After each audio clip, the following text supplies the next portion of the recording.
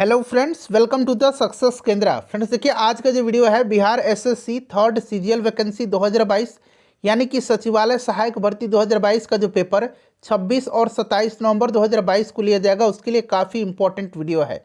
क्योंकि इस वीडियो में हम लोग बिहार एसएससी सीजीएल पीटी पिछले साल का जो पेपर है उसको इस वीडियो में हम डिस्कस करेंगे। इसमें हम लोग साइंस और जीके के सभी प्रश्नों को डिस्कस करने वाले हैं। तो फ्रेंड्स वीडियो को पूरा देखिएगा। देखिए, पिछले साल का जो क्वेश्चन पेपर का जो पैटर्न है वो आपको पता चल जाएगा। प्रश्न किस पैटर्न पर पूछे जाते हैं, हालांकि एग्जामिनेशन काफ़ी दिनों के बाद हो रहा है फिर भी, लेकिन पिछले साल का प्रश्न पत्र हमेशा ही इम्पोर्टेंट होता है। इसको ध्यान में रख करके आपको एक प्रैक्टिस सेट की तरह इस वीडियो को आपको लगाना है। तो चलिए बिना देरी किए हुए सेशन आज के स्टार्ट करते हैं। फ्रेंड्स पहले प्लीज़ वीडियो को लाइक कर दीजिए और कम से कम इसे एक ग्रुप में ज़रूर शेयर कर दीजिएगा।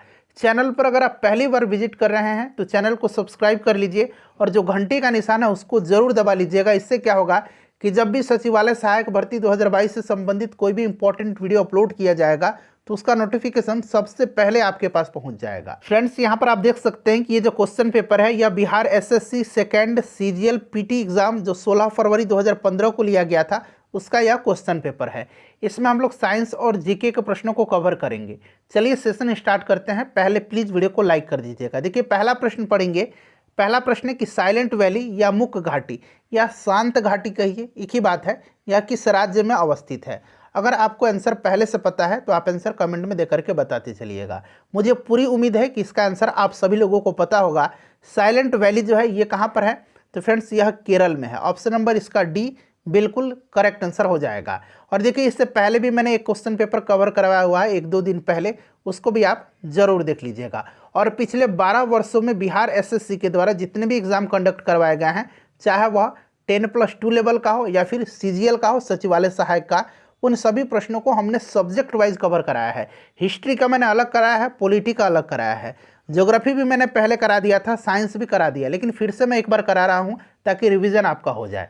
तो अगर आपने नहीं देखा है तो देखिएगा, लिंक डिस्क्रिप्शन बॉक्स में मिल जाएगा। बहुत ही कम समय बचा हुआ आपकी एग्जामिनेशन में, अब आपको ज़्यादा से ज़्यादा सिर्फ और सिर्फ रिवीजन करना है। देखिए, गोवा किस नदी पर अवस्थित है, तो राइट आंसर इसका ऑप्शन नंबर बी हो जाएगा, मांडोवी नदी।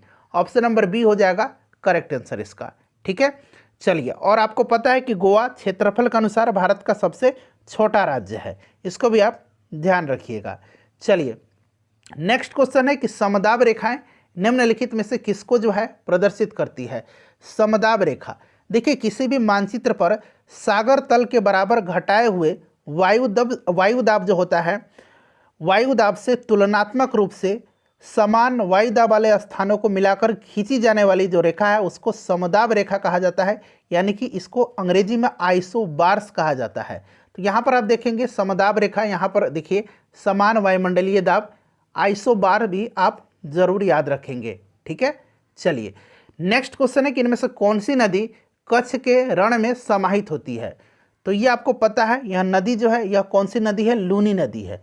लूनी नदी जो है, ध्यान रखेंगे फ्रेंड्स आप, लूनी नदी जो है यह अरावली पर्वत के पश्चिम की ओर से निकलती है और यह नदी जो है कच्छ के रण में जाकर के समाप्त हो जाती है, विलीन हो जाती है। वैसी नदी जो जमीन में लुप्त हो जाती है, आपको पता है उसे क्या कहा जाता है, द रिवर ऑफ एम्फेरल कहा जाता है। इसको भी आप ध्यान रखेंगे।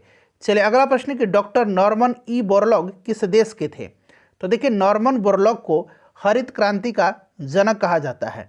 ठीक है, इनको नोबेल पुरस्कार भी दिया जा चुका है, ध्यान रखेंगे। और ये अमेरिकी कृषि वैज्ञानिक हैं, इनको हरित क्रांति का पिता माना जाता है। ऑप्शन नंबर इसका देखिए सी राइट आंसर हो जाएगा। भारत में हरित क्रांति का जनक पूछा जाएगा तो उनका नाम क्या है, जरा आप मुझे कमेंट करके बताइए, भारत में हरित क्रांति के जनक। चलिए, नेक्स्ट क्वेश्चन हमारा कि संविधान का कौन सा अनुच्छेद छुआछूत उन्मूलन से संबंधित है, यानी कि अस्पृश्यता से संबंधित है। तो इसका राइट आंसर आपका हो जाएगा अनुच्छेद 17। याद रखेंगे, अनुच्छेद 17। ठीक है, चलिए। बाकी आपको इसमें पता ही है, अनुच्छेद 18 जो है इसके तहत सभी प्रकार की उपाधि देने की व्यवस्था जो है इसको खत्म किया गया है। 14 में क्या है, समता यानी कि समानता का अधिकार है। ठीक है, चलिए आगे बढ़ेंगे कि बिहार पंचायती राज अधिनियम में ग्राम पंचायत की अवधि 5 वर्षों की निर्धारित है। ये बिल्कुल सही है और आपको ध्यान भी रखना है। इसकी गणना कब से की जाती है? ये जो 5 वर्ष की अवधि है इसकी गणना कब से की जाती है? यहाँ पर आप सभी ऑप्शन को देखिए एक बार, मैं धीरे धीरे स्क्रॉल कर रहा हूँ, ठीक है। लास्ट ऑप्शन है इनमें से कोई नहीं, यानी कि आपको 3 ऑप्शन यहाँ पर देखना है। और राइट आंसर इसका क्या हो जाएगा? पंचायत की पहली बैठक की तिथि से की जाती है इसकी गणना, यानी कि ऑप्शन नंबर इसका बी जो होगा बिल्कुल राइट आंसर हो जाएगा, ठीक है। चलिए नेक्स्ट क्वेश्चन हमारा कि राज्यसभा के संदर्भ में निम्नलिखित में से कौन सा कथन सही है? सही पूछा गया है राज्यसभा के संदर्भ में। अब यहाँ पर देख लीजिएगा इसमें से जो सही कथन है कौन सा है। देखिए, मंत्रिपरिषद राज्यसभा के प्रति उत्तरदायी होती है, ये गलत है। मंत्रिपरिषद सामूहिक रूप से लोकसभा के प्रति उत्तरदायी होती है। विश्वास मत राज्यसभा में लगाया जा सकता है, ये भी गलत है। उसके बाद देखिएगा कि राज्य सूची के किसी विषय पर संसद कानून बना सकती है अगर राज्यसभा 2/3 बहुमत से पारित करे कि राज्य सूची का संदर्भगत विषय राष्ट्रीय महत्व का हो। ये बिल्कुल करेक्ट दिया गया है राज्यसभा के संदर्भ में। उसके बाद देखिए धन विधेयक जो है राज्यसभा में लाया जा सकता है, गलत है। धन विधेयक को पहले लोकसभा में प्रस्तुत किया जा सकता है, ठीक है। तो यहाँ पर देखिएगा ऑप्शन नंबर इसका सी जो है राइट आंसर है। क्वेश्चन क्या था एक बार आप देख लीजिएगा कि राज्यसभा के संदर्भ में कौन सा कथन सही है। तो यहाँ पर ऑप्शन नंबर इसका सी राइट आंसर हो जाएगा। चलिए अगला प्रश्न करेंगे। नेक्स्ट क्वेश्चन है हमारा कि राष्ट्रीय प्रतीक के संबंध में नीचे दिए गए कथनों में से कौन सा सही नहीं है? सही नहीं पूछा गया है। तो देखिए भारतीय ध्वज की चौड़ाई और लंबाई का अनुपात 2:3 है, ये तो सही है। राष्ट्रीय झंडे के चक्र में औरों की संख्या 24 होती है, ये भी सही है। राष्ट्रीय प्रतीक लौरिया नंदनगढ़ के सिंह और शीर्ष से लिया गया, ये गलत है। सारनाथ के अशोक स्तंभ से लिया गया है, यही गलत दिया गया है, गलत आपको चुनना था। बाकी देखिए 52 सेकंड का समय लगता है राष्ट्रीय धुन बजाने की पूर्ण आधिकारिक अवधि को, ये भी सही दिया गया है। चलिए उसके बाद नेक्स्ट क्वेश्चन करेंगे। देखिए अगला प्रश्न है कि लोकसभा या विधानसभा के निर्वाचन में एक उम्मीदवार अपनी जमानत की राशि खो देगा अगर उसे कुल वैध मतों का कितना प्राप्त नहीं होता है तो राइट आंसर इसका हो जाएगा ऑप्शन नंबर सी, 1/6 से कम अगर प्राप्त होता है तो वह अपनी जमानत राशि खो देगा। ध्यान रखेंगे, क्लियर। चलिए अगला प्रश्न करिए। नेक्स्ट क्वेश्चन है कि भारतीय राष्ट्रीय कांग्रेस का प्रथम अधिवेशन दिसंबर 1885 में कहाँ पर हुआ था? पहला अधिवेशन के बारे में आपको पता है, बंबई में हुआ था।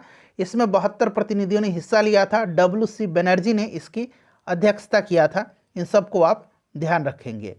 चलिए अगला प्रश्न है हमारा कि एक दल लोकसभा में विपक्षी दल होने का दावा करता है, उसके पास न्यूनतम कितने सांसद लोकसभा में होने चाहिए? जितने भी पॉलिटी के प्रश्न हैं, हिस्ट्री के प्रश्न हैं पिछले 12 वर्ष में, चाहे वह 10+2 लेवल के एग्जाम में पूछा गया हो या CGL एग्जाम में, मैंने उनको कवर करा दिया है। तो आप में से बहुत सारे लोग अगर वो वीडियो को देखे होंगे तो आसानी से इन सभी प्रश्नों का आंसर दे पा रहे होंगे। तो ये आपका 55 हो जाएगा इसका राइट आंसर, ठीक है। चलिए कम से कम जो है 55 सांसद लोकसभा में होने चाहिए। उसके बाद यहाँ पर देखिएगा कि ग्राम पंचायत का कोई सदस्य हस्तलिखित आवेदन मुखिया को समर्पित कर त्यागपत्र दे सकता है। आवेदन समर्पित करने के कितने दिनों के बाद त्यागपत्र प्रभावी माना जाएगा? यहाँ पर देखिए सभी ऑप्शन, तो ये कितने दिनों के अंदर? राइट आंसर इसका क्या हो जाएगा? राइट आंसर जो हो जाएगा आवेदन समर्पित करने के 7 दिनों के बाद त्यागपत्र प्रभावी माना जाएगा। ऑप्शन नंबर ए राइट आंसर हो जाएगा।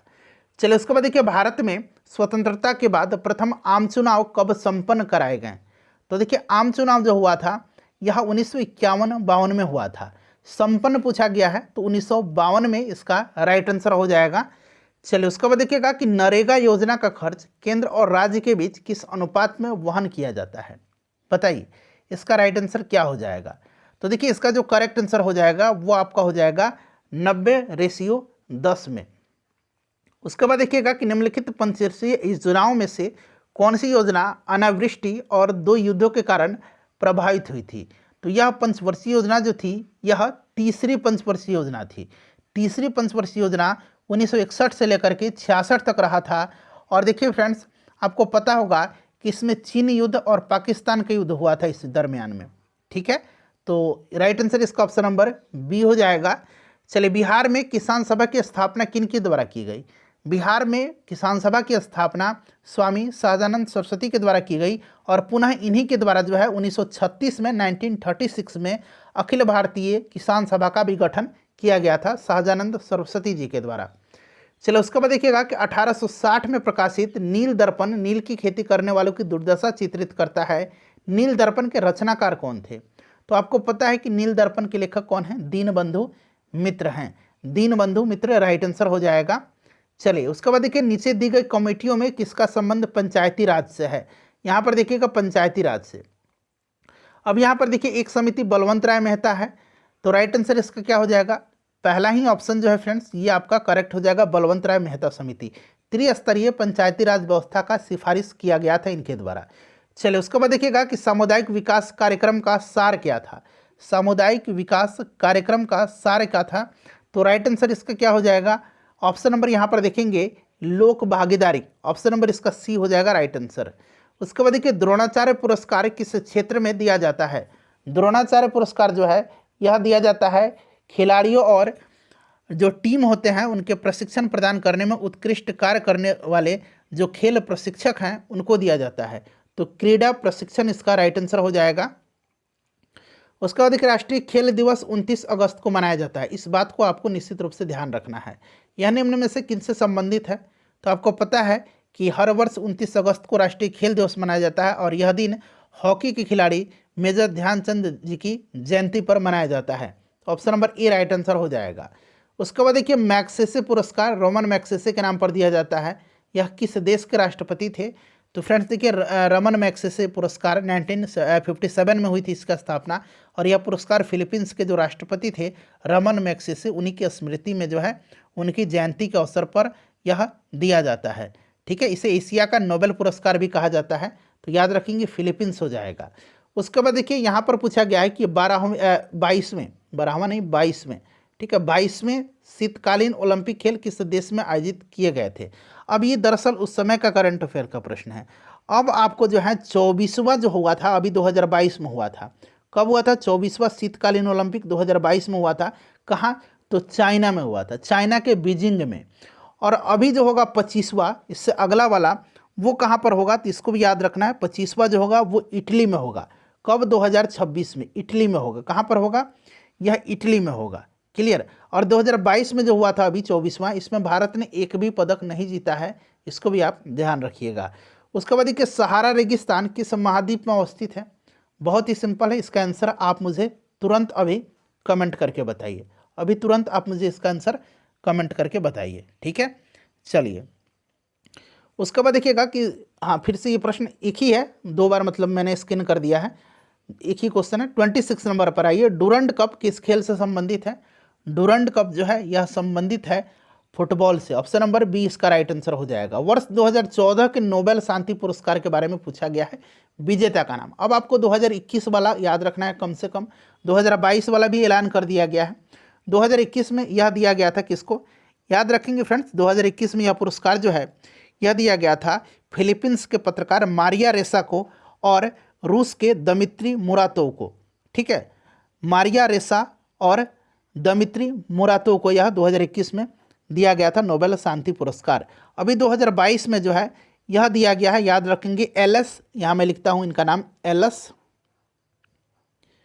ठीक है, एलएस बालिया, यहाँ लिखता हूँ एलएस बालियात्स्की, ठीक है, एलएस बालियात्स्की। ये कहाँ के हैं एलएस बालियात्स्की, तो ये बेलारूस के मानवाधिकार अधिवक्ता हैं एलएस बालियात्स्की। उसके बाद रूसी मानवाधिकार संगठन मेमोरियल और यूक्रेनी मानवाधिकार संगठन फॉर सिविल लिबर्टीज को प्रदान किया गया है, ठीक है, किसका, तो एक तो नाम याद रखना है आपको 2022 वाला एलएस बालियात्स्की, उसके बाद दूसरा रूसी मानवाधिकार संगठन मेमोरियल और तीसरा यूक्रेनी मानवाधिकार संगठन सेंटर फॉर सिविल लिबर्टीज को प्रदान किया गया है। चलिए उसके बाद अगला प्रश्न कि बिहू किस राज्य का त्यौहार है। बिहू जो है यह किस राज्य का त्यौहार है, तो यह असम का यह त्यौहार है और साल में 3 बार मनाया जाता है। एक होता है बोहाग बिहू, रंगाली या बोहाग बिहू, दूसरा होता है भोगाली या माघ बिहू, और तीसरा होता है काती या कांगली बिहू, ठीक है, तो ये आपका असम हो जाएगा। उसके बाद देखिएगा कि पेरू की राजधानी कहाँ है। पेरू की राजधानी जो है ये लीमा है। पेरू जो है यह दक्षिण अमेरिका महाद्वीप में स्थित एक देश है, इसकी राजधानी लीमा है, ठीक है, तो लीमा याद रखेंगे। उसके बाद चलिएगा कि चेरनोबिल परमाणु संयंत्र जो अब बंद है कहाँ पर है। दरअसल ये चर्चा में भी है इस समय, क्योंकि यह कहाँ पर है, तो यूक्रेन में है, और ये चेरनोबिल में दुर्घटना 1986 में हुई थी, इसको भी यहाँ पर आप ध्यान रखेंगे, 1986 में, और इस दुर्घटना से सर्वाधिक प्रभावित देश बेलारूस था, ठीक है, तो ये आपका यूक्रेन में है और यूक्रेन अभी चर्चा में भी है, तो इस तरह से देखा जाए तो ये इंपॉर्टेंट भी है। जापान की मुद्रा, तो आपको पता है जापान की मुद्रा जो है ये क्या है, जापान की मुद्रा जो है ये येन है। दिरहम यूएई की मुद्रा है। क्रोनर जो है ये नॉर्वे की मुद्रा है और युआन चीन की मुद्रा है। चलिए, संयुक्त अरब अमीरात का दिरहम है। उसके बाद देखिए, निम्नलिखित में से किस चक्रवात ने भारत के पूर्वी तट को प्रभावित नहीं किया है, भारत के पूर्वी तट को। तो यहाँ पर आप देखेंगे राइट आंसर इसका हो जाएगा आपका नीलोफर, ठीक है, बाकी ये सभी पूर्वी तट पर आए हैं। चलो उसके बाद देखिएगा, ट्रेन टू पाकिस्तान पुस्तक है। देखिए पुस्तक और लेखक से स्पेशली मैंने एक वीडियो कवर कराया हुआ है, साथ ही साथ पिछले साल में जितने भी प्रश्न एसएससी बिहार एसएससी के द्वारा पूछा गया है पुस्तक और लेखक का, उसको भी मैंने डिस्कस करा दिया है। तो आप सर्च कर लीजिएगा, चैनल का नाम लिख के पुस्तक और लेखक सक्सेस केंद्र बिहार एसएससी, सभी वीडियोज आपको मिल जाएंगे। तो ये ट्रेन टू पाकिस्तान जो है यह खुशवंत सिंह ने लिखा है। उसके बाद देखिए, विंग्स ऑफ फायर पुस्तक के लेखक कौन है, तो भारत के पूर्व राष्ट्रपति डॉक्टर एपीजे अब्दुल कलाम जी हैं। ऑप्शन नंबर इसका बी हो जाएगा राइट आंसर। क्लियर। चलो उसके बाद देखिएगा कि भारत की खोज यानी कि डिस्कवरी ऑफ इंडिया पुस्तक अहमदनगर किला जेल में कारावास के दौरान लिखी गई थी। भारत की खोज के लेखक कौन है, तो ये लेखक पंडित जवाहरलाल नेहरू जी हैं। Option number D right answer हो जाएगा। उसके बाद देखिए, कौन सा देश शुगर बाउल ऑफ वर्ल्ड के रूप से जाना जाता है, तो क्यूबा को कहा जाता है। ये आपको पता है, क्यूबा की राजधानी हवाना है, याद रखिएगा, ठीक है। चलिए, हवाना इसकी राजधानी है और इसी को sugar bowl of the world यानी कि विश्व की चीनी का कटोरा कहा जाता है। अगला प्रश्न है कि जल का घनत्व किस तापमान पर सर्वाधिक होता है, तो बहुत ही सिंपल क्वेश्चन है, 4 डिग्री सेंटीग्रेड पर होता है, ठीक है। सर्वाधिक जो होता है तापमान पर घनत्व होता है और आयतन न्यूनतम होता है इसी तापमान पर। उसके बाद देखिए, संयुक्त राष्ट्र संघ का गठन कब हुआ था, संयुक्त राष्ट्र संघ का गठन जो है यह 24 अक्टूबर 1945 को हुआ था। हेडक्वार्टर इसका न्यूयॉर्क में है, ठीक है। तो 1945 इसका राइट आंसर हो जाएगा ऑप्शन नंबर ए। उसके बाद देखिएगा कि भारत की आज़ादी के समय भारत के वायसराय कौन थे, भारत के वायसराय और ब्रिटेन के प्रधानमंत्री कौन थे, ये दोनों पूछा जाता है। तो उस समय जो वायसराय था ये कौन था, तो फ्रेंड्स यह लॉर्ड माउंटबेटन था और प्रधानमंत्री क्लीमेंट एटली था। चलिए, अगला प्रश्न है हमारा कि कौन सा आईसीएस अधिकारी भारतीय राष्ट्रीय कांग्रेस का 1885 के गठन में शामिल रहा, तो ये एलन ऑक्टेवियन ह्यूम थे। कौन थे, ऑप्शन नंबर डी इसका राइट आंसर हो जाएगा, ठीक है। ध्यान रखेंगे, ये सिविल सेवा का अधिकारी और राजनीतिक सुधारक थे और 1885 में उन्होंने ही भारतीय राष्ट्रीय कांग्रेस की स्थापना किया था। म्यांमार की राजधानी कहाँ पर है, म्यांमार की राजधानी जो है ये कहाँ पर है, तो याद रखेंगे इसकी राजधानी नेपितो है और यहाँ की मुद्रा याद रखेंगे कयात है। क्या है, कयात है। चलिए, तमस उपन्यास के लेखक कौन है, तमस उपन्यास भीष्म साहनी के द्वारा लिखा गया है, एक प्रसिद्ध उपन्यास है, ठीक है। तो ये भीष्म साहनी हो जाएगा। 2013-14 का रणजी ट्रॉफी जो है यह किसी टीम ने जीती, तो अब आपको याद रखना है 2022 में मध्य प्रदेश ने जीता है। किसने जीता है 2022 में, तो मध्य प्रदेश ने जीता है, ठीक है। चलिए, भारतीय आज़ादी के समय इंग्लैंड के प्रधानमंत्री, देखिए आ गया यह प्रश्न, कौन थे, तो उस समय क्लेमेंट एटली था। तो राइट आंसर हो जाएगा आपका क्लेमेंट एटली। उसके बाद देखिए, भारतीय रिजर्व बैंक के वर्तमान में गवर्नर कौन है, तो ये शक्तिकांत दास हैं। नाम याद रखेंगे, कौन है, शक्तिकांत दास हैं वर्तमान में, ठीक है। चलिए, उसके बाद देखिएगा, भारत के राष्ट्रीय महिला आयोग के प्रथम अध्यक्ष कौन थी, तो ये पहले अध्यक्ष जयंती पटनायक थी, याद रखेंगे आप। उसके बाद देखिए, भारत और चीन के बीच पंचशील समझौता पर कब हस्ताक्षर हुआ था, ये आपसे पूछा गया है। बताइए राइट आंसर इसका क्या हो जाएगा, तो देखिए इसका जो राइट आंसर हो जाएगा वो आपका कब हो जाएगा, 28 जून 1954 को नई दिल्ली में भारत और चीन के बीच जो हुआ था इस पर हस्ताक्षर हुआ था, ठीक है, याद रखेंगे। उस समय भारत के तत्कालीन प्रधानमंत्री पंडित जवाहरलाल नेहरू थे और चीन के प्रथम प्रधानमंत्री चाउ एन लाई के बीच पर यह हस्ताक्षर हुआ था 1954 में। तो ऑप्शन नंबर इसका जो है यहाँ पर देखेंगे सी इसका करेक्ट आंसर हो जाएगा। चलो उसके बाद देखिएगा, भारत में हरित क्रांति के जनक, मैंने पूछा था भारत में हरित क्रांति के जनक, तो एम.एस. स्वामीनाथन हो जाएगा इसका right answer, option number C. चलिए उसके बाद देखिएगा कि आंग सान सू की, अभी दरअसल म्यांमार भी चर्चा में रहा था, ये म्यांमार की हैं और यह किस देश से संबंध रखते हैं यही पूछा गया है, तो ये म्यांमार हो जाएगा इसका right answer. Clear. Mahatma Gandhi और बाबा साहब अम्बेडकर के बीच पूना पैक्ट कब की गई थी, पूना संधि जो हुआ था 24 सितंबर 1932 को हुआ था, आपको याद भी होगा, यरवड़ा सेंट्रल जेल में। राइट आंसर इसका हो जाएगा 1932 में। ठीक है, चलिए उसके बाद देखिएगा कि गिर का वन शेरों के लिए प्रसिद्ध है। पूछा गया कि गिर का वन जो है ये किस राज्य में अवस्थित है, तो यह गुजरात में है, गुजरात में है। ठीक है, याद रखेंगे। चलिए उसके बाद देखिएगा कि प्रसिद्ध पेंटर राजा रवि वर्मा किस रियासत से जुड़े थे, बताइए राइट आंसर। तो ये जुड़े थे त्रावणकोर, केरल के चित्रकार थे राजा रवि वर्मा।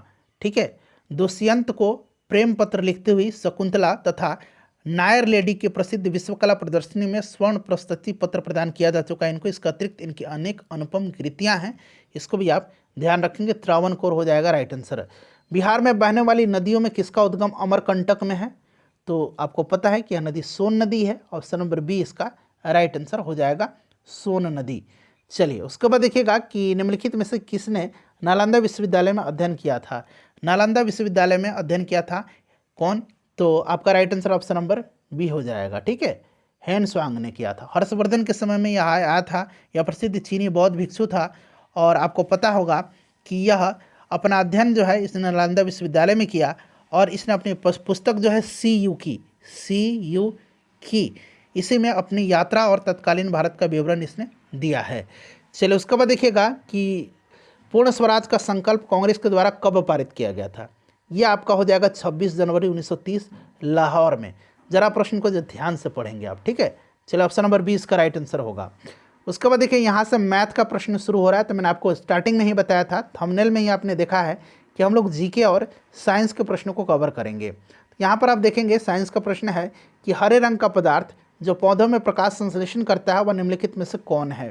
राइट आंसर इसका क्या हो जाएगा, तो फ्रेंड्स यह क्लोरोफिल है। कौन सा है, तो यह आपका क्लोरोफिल है, ध्यान रखेंगे। क्लियर, हरे रंग का जो पत्ती होता है, हरे रंग का यह वर्णक होता है क्लोरोफिल। चलिए अगला प्रश्न है कि शुष्काभिषेक, यहाँ पर देखिए शुष्काभिषेक और मनुष्यों के प्रकोप। अब देखिए इसको क्या कहा जाता है, ये आपको पता होगा कि ये विटामिन ए की कमी से होता है। ठीक है, जेरोप्लेथेल्मिया इसको कहा जाता है और विटामिन ए की कमी से होता है। रेतौंधी भी विटामिन ए की कमी से होता है। ठीक है, विटामिन ए का रासायनिक नाम रेटिनॉल होता है, ध्यान रखेंगे आप। क्लियर, चलिए नेक्स्ट क्वेश्चन कर लेंगे। अगला प्रश्न है हमारा कि प्रोटीन ऊर्जा कुपोषण का परिणाम है। तो प्रोटीन की कुपोषण से कौन सा होता है, तो फ्रेंड्स यह रोग जो है यह कौन सा रोग है, तो देखिए एक मरासमस होता है। यहाँ पर देखिए बालच है मरासमस का, ऑप्शन ए राइट आंसर हो जाएगा मरासमस। अच्छा यहाँ पर देखेंगे रिकेट्स जो है विटामिन डी की कमी से होता है। बेरी जो है विटामिन बी की कमी से होता है। उसके बाद यहाँ पर देखिएगा कि निम्नलिखित में से किस स्थान पर जी यानी कि गुरुत्वाकर्षण का मान सर्वाधिक होता है, तो बताइए राइट आंसर। देखिए पृथ्वी की सतह से ऊपर या नीचे जाने पर गुरुत्वीय त्वरण जी जो है, गुरुत्वीय त्वरण इसको कहा जाता है, इसका मान जो है ध्यान रखेंगे घटता है। पृथ्वी के ध्रुव पर यानी कि पोल पर इसका मान महत्तम यानी कि अधिकतम होता है और इक्वेटर पर यानी कि विषुवत रेखा पर न्यूनतम होता है। ठीक है, पृथ्वी के घूर्णन गति बढ़ने पर भी जी का मान कम होता है, जबकि घूर्णन गति घटने पर जी का मान बढ़ता है। तो इसका राइट आंसर जो हो जाएगा ऑप्शन नंबर डी हो जाएगा। यहाँ पर आर्कटिक कैंप पर, अंटार्कटिक कैंप में शरीर के किस अंग की खराबी से मधुमेह रोग का प्रकोप होता है, तो आपको पता है कि अगर अग्नाशय में कोई प्रॉब्लम होगा, ठीक है, तो डायबिटीज़ होगा। ठीक है, पैनक्रियाज इसका राइट आंसर हो जाएगा, option number B correct answer हो जाएगा। ठीक है, चलिए नेक्स्ट क्वेश्चन हमारा कि इबोला क्या है। इबोला आपको पता है कि वायरस है। ठीक है, वायरस है, यानी कि ऑप्शन नंबर इसका आपका ए राइट आंसर हो जाएगा, विषाणु। घेंगा आयोडीन की कमी से होता है या निम्न में से किस क्षेत्र में व्याप्त हो सकता है, तो फ्रेंड्स यह जो होता है ध्यान रखेंगे आपका, यह जो होगा व्याप्त होता है आपका पहाड़ी क्षेत्र में। ठीक है, ऑप्शन नंबर इसका बी हो जाएगा राइट आंसर। चलिए उसके बाद देखिएगा कि विटामिन ए मुख्यतः कहाँ संग्रहित होता है, तो आपको पता है विटामिन ए जो होता है यह संग्रहित होता है लिवर में, यकृत में। मादा क्यूलेक्स मच्छर निम्नलिखित में से किस रोग की वाहक है, तो क्यूलेक्स जो है यह आपको पता है कि यह फाइलेरिया का, ठीक है, फाइलेरिया आपका राइट आंसर हो जाएगा। मादा एनाफिलीज मलेरिया का। एडिस एजिप्टी मच्छर यह डेंगू या फिर कह सकते हैं आपका चिकनगुनिया का। चलिए उसके बाद देखिए थायराइड ग्रंथि का स्थान कहाँ पर है, थायराइड ग्रंथि कहाँ पर पाई जाती है, बताइए। मानव शरीर के यह जो है अंतःस्रावी ग्रंथि है और यह कहाँ पर पाई जाती है बताइए। तो देखिए इसका जो करेक्ट आंसर हो जाएगा वो आपका हो जाएगा गला में, गला में होता है थायराइड ग्लैंड। ठीक है, चलिए, और आपको पता है कि यह आपका क्या करता है, तो यह चयापचय क्रिया में थायराइड ग्रंथि का विशेष योगदान होता है। चलिए, उसके बाद देखिएगा कि साधारण नमक का रासायनिक नाम निम्नलिखित में से क्या है। तो बहुत ही सिंपल सा क्वेश्चन है, सोडियम NaCl होता है ना, सोडियम क्लोराइड हो जाएगा आपका, ऑप्शन नंबर सी हो जाएगा करेक्ट आंसर। ठीक है फ्रेंड्स, चलिए आगे बढ़ेंगे, नेक्स्ट क्वेश्चन कर लेंगे कि तारों का रंग निर्भर करता है। तारों का रंग जो है, किसी भी तारे का रंग उसके तापमान पर निर्भर करता है। ठीक है, तो इसका तापमान हो जाएगा right answer, option number A correct answer हो जाएगा। चलिए, वीडियो को लाइक कर दीजिएगा फ्रेंड्स, और इसे कम से कम एक ग्रुप में जरूर शेयर कर दीजिएगा। आयोडीन टेस्ट का प्रयोग किसकी उपस्थिति जांच के लिए होता है। आयोडीन स्टार्च परीक्षण की एक रासायनिक प्रक्रिया है, ठीक है, जिसका उपयोग स्टार्च की उपस्थिति के लिए किया जाता है। तो ये आपका स्टार्च हो जाएगा, तो यानी कि यहाँ पर स्टार्च की जगह पर क्या हो जाएगा, कार्बोहाइड्रेट हो जाएगा। उसके बाद देखिए, प्लास्टर ऑफ पेरिस का रासायनिक नाम पूछा गया है। प्लास्टर ऑफ पेरिस का रासायनिक नाम होता है कैल्शियम सल्फेट हाइड्रेट। यहाँ पर देखिए ऑप्शन यहाँ पर आपको पूरा दिया गया है, तो calcium sulphate hydrate option number C हो जाएगा। उसके बाद देखिएगा, निम्नलिखित में से कौन गौ प्रजातियों, इसमें से पूछा गया है कि कौन गौ प्रजातियों में से कौन सी प्रजाति देसी नहीं है, माने कि देश की जो देसी नस्ल है वो नहीं है।